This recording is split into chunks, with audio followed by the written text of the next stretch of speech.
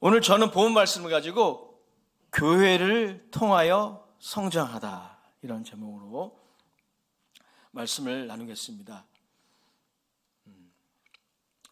우리 교회가 스승의 주일을 정하지는 않았지만 또 그 즈음에서 이 부분을 좀 나누면 좋겠다는 생각을 하게 되었어요. 아이가 태어나면 성장을 해야 하듯이 신앙인에게 꼭 필요한 것이 있는데 바로 성숙 혹은 성장입니다. 2024년 그래서 우리 교회 목표의 부제가 있죠. 다음과 같습니다. 성숙함으로 부흥하는 해입니다. 이 미성숙함 또 미숙함의 특징이 한 두 가지가 있어요. 여러 가지가 있지만 본문의 말씀에 비춰볼 때 이 미숙함의 특징이 있는데 오늘 13절 말씀 같이 읽어보겠습니다. 13절 시작. 우리가 다 하나님의 아들을 믿는 것과 아는 일에 하나가 되어 온전한 사람을 이루어 그리스도의 장성한 분량이 충만한 데까지 이르리니. 아멘. 첫 번째, 여러분, 이 미숙함의 특징은 뭐냐면 믿음과 삶의 분리입니다. 그러니까 믿기는 하지만 확신하지 못하는 연약함이 이 미숙함의 모습이에요. 그러니까 하나님의 아들을 믿는 것과 아는 것이 하나가 안 되는 거예요. 그래서 결과적으로 많은 그리스도인들이 믿는 대로 살지 않는 것이죠. 자신의 고백대로 살지 않습니다. 가르침을 받은 것과 그것을 확신하고 실천하는 것의 괴리현상, 이것이 우리의 모습입니다. 이것이 우리의 미성숙함이에요. 또 한 가지 특징이 있어요. 그것은 뭐냐면 우리를 이 선동하는 거짓에 잘 속는다는 것입니다. 14절의 말씀이 바로 그것이죠. 14절도 같이 읽어보겠습니다. 시작.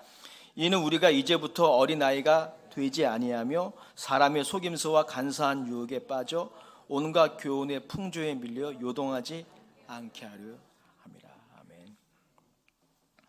그냥 새하얀 거짓말이 아니라 우리를 격동하여 이간하고 시험에 빠지게 하는 선동자의 거짓말이 있습니다.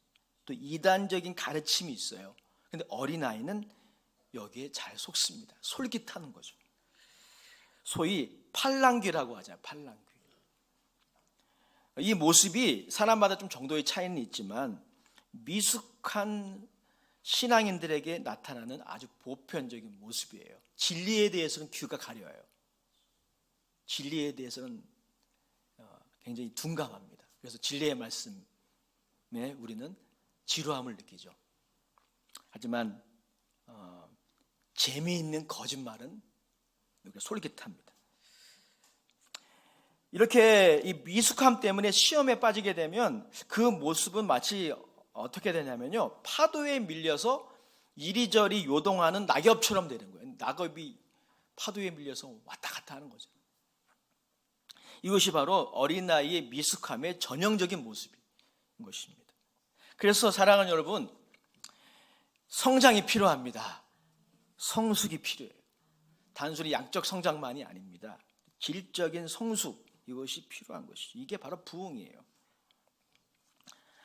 생각해 보십시오. 우리는 하나님의 은혜로 단번에 구원을 받았습니다. 그러나 그것으로 모든 것이 해결되면 얼마나 좋아요? 그렇지 않습니다. 여전히 개개인의 죄성이 살아있고요. 그래서 아직 우리의 성품과 인격은 변화의 과정을 겪어야 합니다. 그래서 우리는 그리스도인이라고 할지라도 우리는 모두 완성을 위해 시간이 많이 걸립니다. 시간이 필요해요. 예수님이 많이 기다려 주시는 거죠. 그러한 미완의 존재가 바로 우리들입니다. 바로 여기에 교회의 존재 이유가 있습니다. 가정이 한 아이가 태어나서 자라는 요람이듯이 교회는 한 신앙인이 하나님의 자녀로 거듭나 성숙하고 자라나는 요람이에요. 요람. 구원은 믿음을 통하여 예수 그리스도의 은혜로 받지만, 그러니까 이런 믿음은 지극히 개인적인 거예요. 우리 한 사람 한 사람이 예수를 믿어야 돼요. 우리 옆 사람의 가족의 믿음으로 우리가 구원받는 것이 아니라는 것이죠. 이렇게 구원받는 것은 개인적이지만 성장은 공동체를 통해서 이루어집니다. 여러분 중에 이런 질문을 하실 수 있습니다. 목사님, 혼자 집에서 말씀 보고 연구하고 기도하면 되는 것 아닌가요? 요즘에 얼마나 세대가 좋아졌습니까? 그죠? 너튜브만 틀면은 막 좋은 설교들을 다 들을 수 있잖아요. 그렇게 하면 되잖아요. 물론 이 지점에서 눈에 보이는 이 가시적인 혹은 제도권 교회에 출석하지 못하는 특별한 경우가 있음을 우리는 언급을 해야 하겠죠. 코로나19와 같은 그런 상황. 또 지구상에 여전히 미전도 종족들이 많이 있어요. 그들에게는 교회가 없습니다. 이런 눈에 보이는 교회가 없고 목회자도 없어요. 그럼 복음의 불모지에 혹은 피치 못할 사정으로 눈에 보이는 가시적인 교회에 출석하지 못하는 경우가 혹 있을 수 있습니다. 그러나 그런 경우를 할지라도 예수님을 주로 고백한 모든 그리스도인들은 교회의 멤버입니다. 교회를 그리스도의 몸이라고 비유한다면 그 몸의 지체예요. 모이지 못할 뿐이죠. 예수님은 일찍이 이러한 신앙의 공동체성을 강조하셨습니다. 마태복음 18장 19절 20절의 말씀이 그것을 잘 보여주고 있는데 우리 다 같이 한번 읽어보겠습니다. 마태복음 18장 19절 20절 시작. 진실로 다시 너희에게 이르노니 너희 중에 두 사람이 땅에서 합심하여 무엇이든지 구하면 하늘에 계신 내 아버지께서 그들을 위하여 이루게 하시리라. 두세 사람이 내 이름으로 모인 곳에는 나도 그들 중에 있느니라. 마태복음 18장 19절 20절. 그러면 좀 더 구체적으로 우리가 어떻게 교회를 통해 성장하는지 두 가지 요소가 있는데 좀 살펴보도록 하겠습니다. 먼저 모든 그리스도인들은 교회를 통하여 지속적으로 진리에 대해 가르침을 받아야 합니다. 오늘 11절 12절이 그것을 우리에게 잘 보여주고 있어요. 다시 한번 11절 12절 읽어보겠습니다. 시작. 그가 어떤 사람은 사도로, 어떤 사람은 선지자로, 어떤 사람은 복음 전하는 자로, 어떤 사람은 목사와 교사로 삼으셨으니 이는 성도를 온전하게 하여 봉사의 일을 하게 하며 그리스도의 몸을 세우려 하심이니라.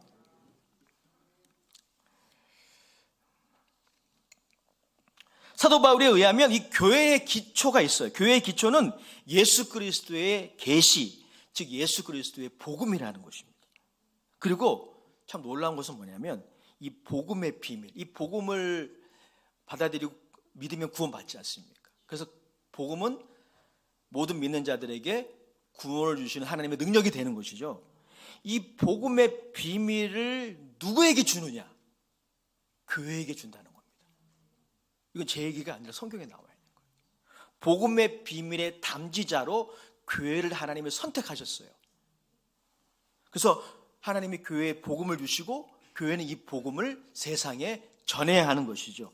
에베소서 3장 9절에서 11절이 바로 그것을 우리에게 잘 보여주는데 우리 같이 읽어보겠습니다. 에베소서 3장 9절에서 11절 시작. 영원부터 만물을 창조하신 하나님 속에 감추었던 비밀의 경륜이 어떠한 것을 드러내게 하려 하십니다. 이는 이제 교회로 말미암아 하늘에 있는 통치자들과 권세들에게 하나님의 각종 지혜를 알게 하려 하심이니 곧 영원부터 우리 주 그리스도 예수 안에서 예정하신 뜻대로 하신 것이니라. 아멘. 즉 이 복음을 어떤 협회나 재단이나 학원에 주시지 않고 교회에 주셨다는 거예요. 그러니까 누군가가 복음을 듣고 성경을 공부하기 원한다면 교회의 멤버가 되어야 돼요. 그런 결론이 도출이 되는 것입니다. 오늘 본문을 보십시오. 예수님이 지상의 모든 교회와 멤버들에게 5가지 직임과 역할을 하는 사람들을 선물로 보내주신다는 것입니다. 11절에 보면 5가지의 역할과 직분이 망라되고 있는데 이렇게 나와 있어요. 사도, 선지자, 복음 전하는 자, 목사, 교사이죠. 이들의 공통점이 있죠. 이들은 성령의 은사 중 가르침의 은사를 받은 자임이 분명합니다. 사도도 그렇고 선지자도 그렇고 복음 전하는 자, 목사와 교사 공통점이 있죠. 가르치는 사람입니다. 진리에 대해서 이야기해야 하는 사람들이에요. 하나님이 그들에게 성령의 은사가 많이 있지만 가르침의 은사를 주시는 것입니다. 이러한 사람들을 하나님이 교회에 선물로 주신다는 거예요. 그래서 교사들, 말씀을 나누는 사람들을 귀중히 여겨야 하는 것이죠. 이 5가지 역할과 직분이 필요한 이유는 물론 이 외에도 교회에 다른 직분들이 다 필요하지만 이 5가지 역할이 필요한 이유는 우리 한 사람 한 사람이 진리에 대해 가르침을 받을 때 성장한다는 것입니다. 진리에 대해서 지속적인 가르침을 받지 않으면 성장하지 않아요. 마치 자양분을 먹고 마셔야 식물이 성장하듯이 사람이 생물이 성장하는 것도 다 여러분 자양분이 있어야 되지 않습니까? 존 스타트가 옳게 해석한 것처럼 여러 성령의 은사들이 있지만 가르침의 은사가 신앙 성장에 있어서 결정적입니다. 사도 바울에 따르면 성도가 진리의 가르침을 지속적으로 받을 때 그들은 교회를 성장시키는 여러 봉사에 헌신할 만한 소원과 능력을 부여받게 되고 결과적으로 그리스도의 몸인 교회가 세워지게 되는 것입니다. 여러분, 교회가 세워지는 그 바탕에는 성도님들의 자원하는 헌신과 봉사가 있잖아요. 그 헌신과 봉사가 그냥 됩니까? 아니에요. 그걸 하고 싶어 해야 돼요. 감사함으로 해야 됩니다. 그런데 그 일을 어떻게 가능하게 하느냐? 진리의 가르침, 복음 선포, 이것이 가능하게 한다는 겁니다. 그래서 진리의 가르침이 있을 때 저와 여러분들이 성장하는 것이죠. 그래서 저 개인적으로 저도 그래서 여러분 다 마찬가지잖아요. 저도 설교를 하니까 전 늘 가르치잖아요. 저는 예배를 다 마치고 난 다음에 집에 돌아가서 일부러 다른 교회 목사님들의 설교를 듣습니다. 일부러 들어요. 나를 위해서 들어요. 바로 저도 성장을 해야 되기 때문에 그래요. 제가 성장한 만큼 여러분이 성장하지 않겠습니까? 이런 막중한 부담감이 저에게 있습니다. 뿐만 아니라 여러분 지속적인 가르침이 있어야 되는 중요한 이유 또 한 가지가 있어요. 좀 전에 말씀드린 바와 같이 성도는 구원받았지만 남아있는 죄성이 우리 안에 있습니다. 여전히 남아있어요. 그런데 지속적인 진리에 대한 가르침을 통해서 이 남아있는 죄성이 우리를 넘어지게 하지 못하게 하는 것입니다. 청교도 신학자 존 오웬의 저작 중에 죄 죽이기라는 아주 유명한 책이 있는데 이 책은 성도 안에 남아있는 죄성의 현실을 아주 적나라하게 드러내고 있고요. 그것을 극복하는 길을 탁월하게 제시합니다. 성도의 지체 안에 남아있는 그 죄성, 그걸 극복하는 길이 다음과 같다라고 존 오웬은 말하고 있어요. 그런 말합니다. 비록 회개하지 않았다고 할지라도 하나님의 말씀은 사람들의 삶의 역사에 그들을 책망하시고 낮추신다. 하나님의 말씀이 계속 전파되어야 하는 이유는 악을 억제하기 위해서이다. 세상 사람들은 말씀을 받아들이지 않아도 최소한 양심의 찔림을 받을 것이다. 하나님의 말씀과 그분이 제공하신 구원의 방법에 복종하지 않으면서 홀로 죄를 죽이려고 하는 시도는 아무런 실효를 거둘 수 없다. 우리가 왜 하나님의 말씀을 지속적으로 들어야 합니까? 우리 안에 남아있는 이 죄성을 억제하는 역할을 해요. 그것이 우리를 삼키지 못하도록 하는 역할을 하는 것입니다. 그러므로 교회에서는 계속적으로 성경 교육이 있어야 합니다. 그 일에 성도는 참여해야 돼요. 사실 여러분 성경이 일반 교과서라면 3년이면 마스터합니다. 정말 아멘이에요. 3년만 여러분들이 설교를 들으면 들을 게 없을 정도예요. 하지만 여러분 성경은 단순한 교과서가 아닙니다. 우리를 구원에 이르게 하는 지혜가 있어요. 성경은 먹어야 되는 거예요. 성경은 양식입니다. 먹고 마셔야 돼요. 여러분 매일 밥 드셔야 되잖아요. 주일날 밥 먹었으니까 월요일부터 안 먹으리라. 그런 분 계셔요? 아닙니다, 여러분. 양식은 매일 먹어야 돼요. 성경도 마찬가지예요. 제가 하는 설교 거의 비슷하잖아요? 아닌가요? 매주 거의 비슷해요. 내용이 예수 그리스도와 그에 관한 복음이잖아요. 근데 여러분 설교 시간에는 그냥 강의를 듣는 시간이 아니라 먹는 시간이에요. 마시는 시간입니다. 성도는 이 일에 참여해야 돼요. 이 일에 참여할수록 우리 스스로의 힘으로 죄를 이기는 게 아니라 그 말씀이 우리를 사로잡는 거예요. 이기게 하는 거예요. 기독교는 이런 명상이나 단수론하는 종교가 아닙니다. 요즘에 뭐 단월드라 그래가지고 이슈가 되고 있는데 기독교는 그런 종교가 아닙니다. 어떤 종교에서는 원 하나 그려놓고 그걸 가만히 쳐다보고 있는데요. 기독교는 그런 게 아니에요. 기독교는 하나님의 말씀이신 예수 그리스도가 우리를 찾아오신 사건이에요. 그분의 계시를 통해 믿음으로 하나님을 만나는 거, 그것이 기독교입니다. 그 일이 언제 일어납니까? 말씀을 들을 때, 살아있고 운동력 있는 말씀을 접할 때, 그 말씀을 통해 우리가 성장하는 거죠. 그러므로 교회는 정말 중요한 교육기관입니다. 교회 교육은 교회 학교나 필요하지, 아이들이나 필요하지, 중고등부나 필요하지, 그렇게 생각하지 않게 되시길 주의 이름으로 축복합니다. 계속 공부하셔야 돼요. 둘째, 왜 성도가 교회를 통해 성장을 할까요? 성도들은 교회 안에서 서로와의 관계를 통해 성장합니다. 놀라운 비밀이 여기 있는 것이죠. 15절 16절 말씀 같이 읽어보겠습니다. 15절 16절 시작. 오직 사랑 안에서 참된 것을 하여 범사에 그에게까지 자랄지라. 그는 머리니 곧 그리스도라. 그에게서 온몸이 각 마디를 통하여 도움을 받음으로 연결되고 결합되어 각 지체의 분량대로 역사하여 그 몸을 자라게 하며 사랑 안에서 스스로 세우느니라.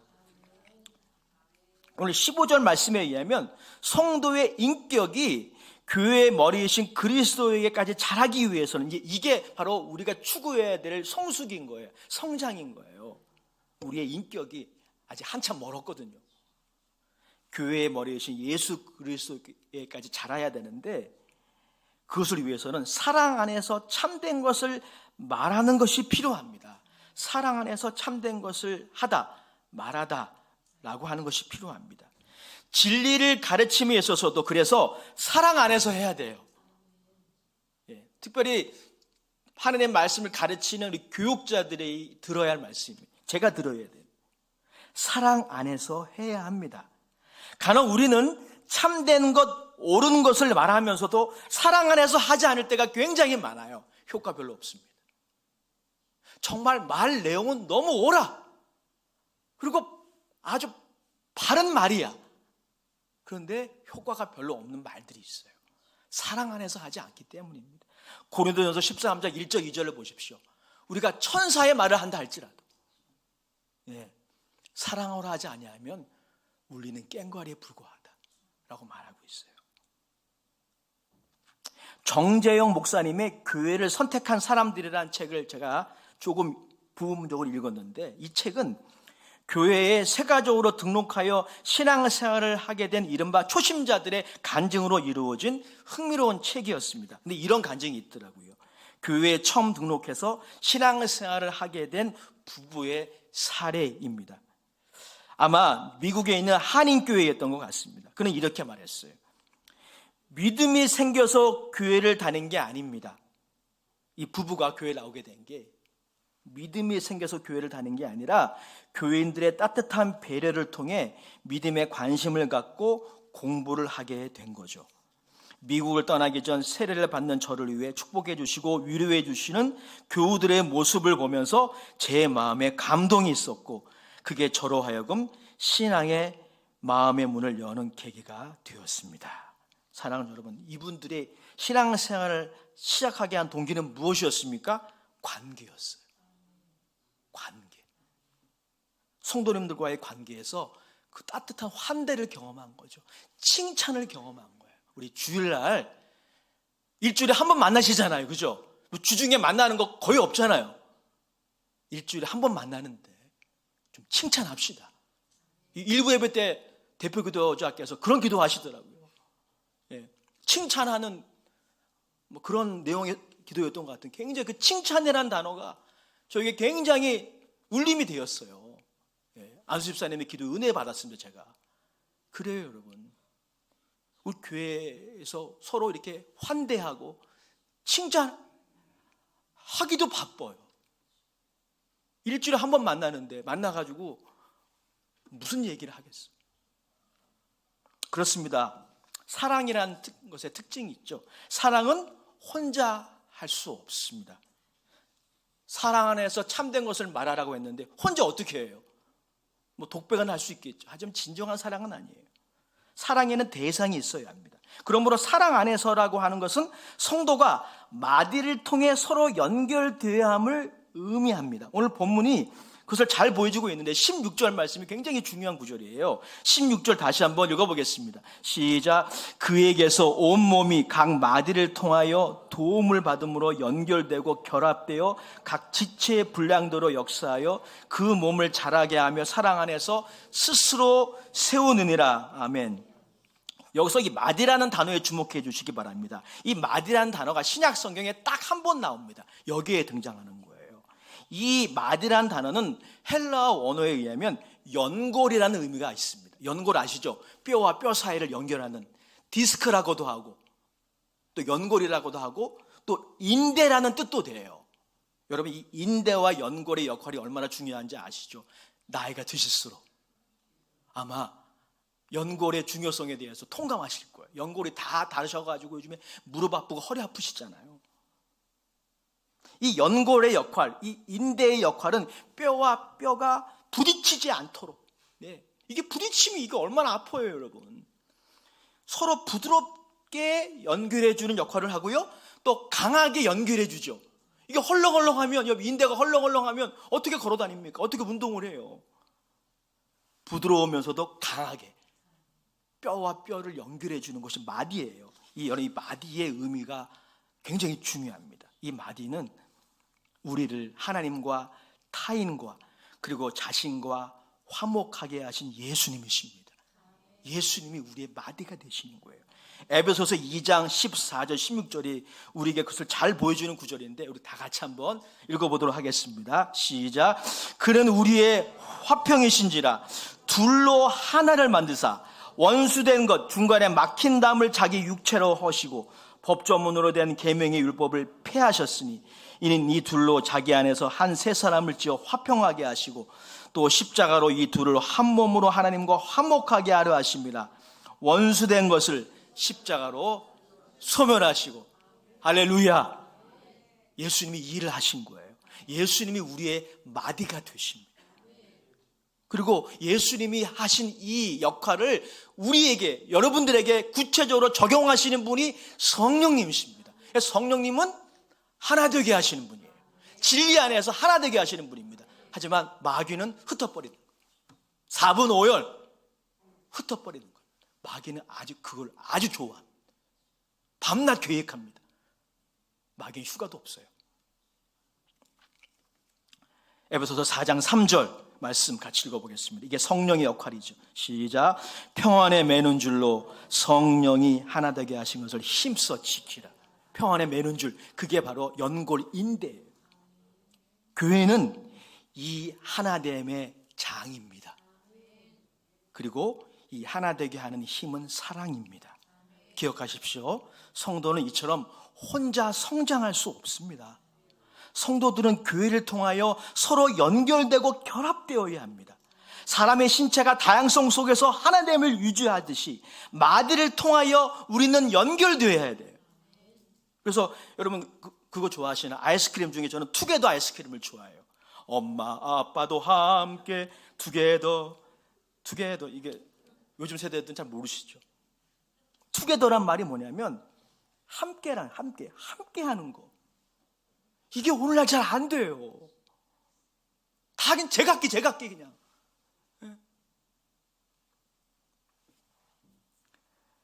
이것이 교회의 성장과 성도의 성장이 같이 이루어지는 모습이죠. 골로새서 2장 19절의 말씀도 우리에게 이것을 잘 보여주고 있습니다. 골로새서 2장 19절 말씀 같이 읽어보도록 하겠습니다. 시작. 골로새서 2장 19절 말씀 제가 읽어드릴게요. 머리를 붙들지 아니하는지라 온몸이 머리로 말미암아 마디와 힘줄로 공급함을 받고 연합하여 하나님이 자라게 하심으로 자라나느니라. 아멘. 온몸이 머리로 말미암아, 머리는 예수님이시죠. 마디와 힘줄로 공급함을 받고 연합한다는 것입니다. 이 과정에서 성도들은 이른바 죄성의 핵심인 자기 중심성을 극복하는 훈련도 하게 되는 것이죠. 여러분, 죄성의 핵심이 자기 중심성 아닙니까? 자기에게로 굽어지는 성향. 그래서 죄성의 핵심은 이기주의예요. 이게 우리 안에 남아있어요. 저에게, 여러분들에게 남아있습니다. 이 자기중심성은 두 가지 모습으로 나타납니다. 첫 번째 모습은 우리 스스로를 공동체로부터 소외시키는 거예요. 그리고 반대의 모습으로 또 나타나요. 공동체 안에서 지나친 자기 주장으로 하나 되지 못하는 모습으로 나타납니다. 이게 어린아이의 모습이 아니고 무엇입니까? 이 유아론적 모습이 벗겨지기란 사실 쉽지 않아요. 그래서 우리에게 교회 생활이 필요합니다. 교회 생활을 통해 우리는 교회 전체의 선을 위해서는 우리의 자기중심성이 도움이 되지 않는다는 것을 경험하는 거예요. 우리 한 사람 한 사람, 우리 한 기관의 자기중심성이 교회 전체에 도움이 되지 않는다는 것을 교회 생활을 통해 경험하는 거예요. 이것을 통해 우리가 무엇을 배우게 됩니까? 다른 지체와 조화로운 삶을 훈련하게 되는 것이죠. 그리고 이것이 바로 성장하는 과정이에요. 사랑 안에서 스스로를 세우는 과정인 것입니다. 설교를 준비하면서 프랑스의 교육학자이자 철학자인 장자크 루소가 쓴 에밀이라는 책의 내용들이 기억이 났습니다. 그는 이 교육의 본질에 대해 아주 중요한 통찰력을 주고 있는데요. 그는 이 어린 시절부터 이른바 영재교육이라는 이름으로 아이들이 감당할 수 없는 여러 지식을 가르치는 것이 아이들에게 큰 해악이 된다고 그렇게 그 책에서 강조하고 있어요. 당시 프랑스에도 이렇게 부유층에서 또 식자층에서 이 어린아이들의 영재교육이 있었던 것 같아요. 그래서 아이들에게 막 어렸을 때부터 막 영어 가르치고 오늘날 그런 게 있잖아요, 여러분. 예. 그런데 그게 아이들에게 도움이 안 된다는 겁니다. 그런 교육은 필요하지만 아이들이 자라서 어떤 관념이 생기고 이성이 자리를 잡을 때 의미가 있다는 것이죠. 루소에 따르면 아이들에게 필요한 것은 무엇입니까? 만남이에요. 만남의 경험. 어떤 대상과의 만남. 이 단순한 만남이 교육적으로 더 중요하다는 것입니다. 돌을 만나고 풀을 만나고 밤하늘의 별을 만나고 엄마를 만나고 아빠를 만나고 선생님을 만나고 이 만남. 물론 그의 교육 철학이 전적으로 다 맞다고 할 수는 없을 거예요. 그러나 그가 이야기했던 이 만남의 경험이 우리 신앙생활에도 얼마나 중요한지 모릅니다. 신앙인에게도 만남이 필요해요. 먼저 하나님의 선하심을 맛보아 하는 만남이 필요합니다. 그리고 우리는 사람을 또한 만나야 돼요. 사람을 만나야 돼요. 오늘 성경이 우리에게 그것을 강조하고 있는 건 아닙니까? 우린 신앙생활의 현장성을 회복해야 돼요. 신앙생활은 그냥 강단에서만 이루어지는 게 아닙니다. 현장이 있어요. 현장. 그 현장에서 사람들을 만나야 합니다. 우리는 서로에게 거울입니다. 우리가 비난하는, 그래서 마음에 들어하지 않는 사람들도 우린 만나야 돼요. 우리 수준에 못 미친다고 생각하는 사람들도 만나야 합니다. 그들의 모습에 나의 모습이 있는 경우가 많아요. 여러분, 이렇게 만남을 통해서 우리가 성장한다는 이 이야기가 저의 담론이 아니에요. 성경에 나와 있어요. 잠언서 27장 17절에 보면 이런 말씀이 있습니다. 우리 한번 띄워주시면 좋겠습니다. 같이 읽어보겠습니다. 시작. 철이 철을 날카롭게 하는 것 같이 사람이 그의 친구의 얼굴을 빛나게 하느니라. 철이 어떻게 더 좋은 철이 됩니까? 혼자 있으면 부식돼요, 여러분. 예. 철은 서로 만나야 돼요. 서로 갈아줘야 돼요. 성도도 마찬가지예요. 우리가 어떻게 성장합니까? 혼자 성장하는 거 쉽지 않아요. 그래서 하나님이 오순절날 이후에 성령이 이 땅에 임하신 이후에 이 땅에 교회를 세우신 거예요. 예수님이 베드로의 고백을 들으시고 내가 이 반석 위에 교회를 세우리라 말씀하신 겁니다. 철이 서로 부딪힐 때, 서로 우리가 만나서 때로는 뭐 마음이 안 맞을 수도 있고 생각이 안 맞을 수 있어요. 하지만 이런 만남을 통해서 성장하게 되는 것이죠. 결론입니다. 성장하지 않으면 넘어집니다. 혹자가 신앙생활을 그래서 자전거 경주에 비유했어요. 자전거 여러분 타보셨죠? 자전거의 특징이 있습니다. 한 자리에 머물러 있으면 균형을 잃어버릴 수밖에 없어요. 자전거에는 뺏기어도 없습니다. 계속 달려야 넘어지지 않습니다. 그런데 하나님은 교회를 통하여 성도들이 명목상의 그리스도인이 아니라 그리스도의 충만함이 거하는 성전이요, 하나님이 거하실 처소로 성장하도록 예정하셨어요. 그게 에베소서 이 서신서의 요지예요. 우리 모두 함께 가르침을 받고 함께 성장하는 여러분 모두가 될 수 있기를 축복합니다. 예수님이 우리가 성장할 때까지 계속 인내로 기다리시고 우리를 견인하세요. 우리도 서로를 좀 기다립시다. 끝까지 기다립시다. 반드시 주께서 계획하신 모든 것들이 우리 교회를 통해서 이루어질 줄로 믿습니다. 우리 마지막으로 에베소서 2장 20절 22절을 읽고 함께 우리 기도하는 시간 가지겠습니다. 에베소서 2장 20절 22절입니다. 우리 같이 큰 소리로 합독하겠습니다. 시작. 너희는 사도들과 선지자들의 터 위에 세우심을 입은 자라.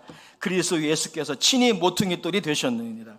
그의 안에서 건물마다 서로 연결하여 주 안에서 성전이 되어가고 너희도 성령 안에서 하나님이 거하실 처소가 되기 위하여 그리스도 예수 안에서 함께 지어져 가느니라. 아멘. 기도하겠습니다. 하나님, 우리 사랑하는 귀한 종들이 교회를 통해 성장하게 하옵소서. 예수님의 이름으로 기도합나이다. 아멘. 우리 찬송가